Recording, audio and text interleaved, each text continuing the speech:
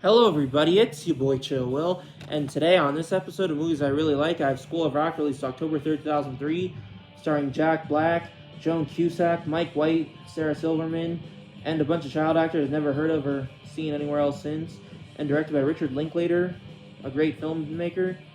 Not my favorite filmmaker of all time, but he has made some classics under his belt.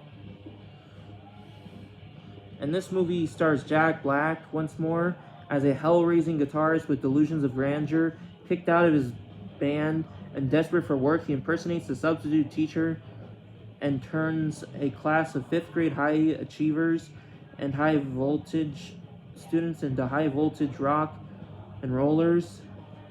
Joan Cusack's also in the movie, and she portrays the principal of the private school where he is prepping the kids for a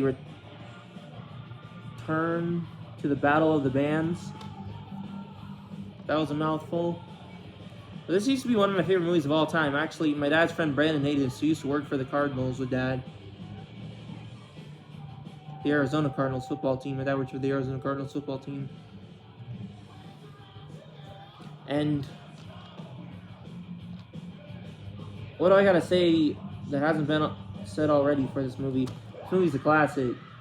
It's not my favorite movie of all time, but it's definitely worth a watch. I think Jack Black's great in the movie.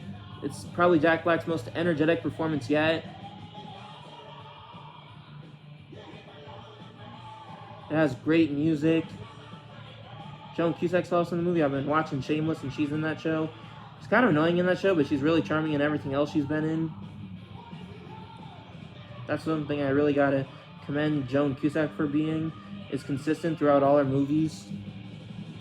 Even her voice work as Jessie in Toy Story.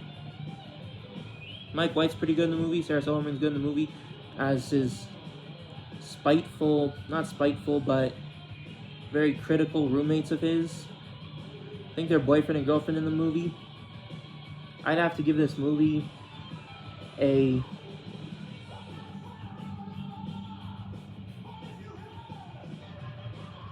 And this movie's also set in Chicago, so it does remind me a lot of Shameless in that way, too.